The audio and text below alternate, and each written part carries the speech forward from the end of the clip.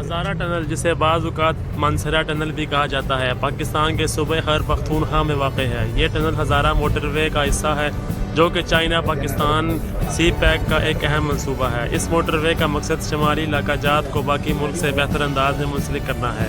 اس tunnel کی بدولت Abbott آباد سے مانسہرہ اور اس سے آگے کا سفر بہت کم وقت میں ممکن ہو گیا ہے۔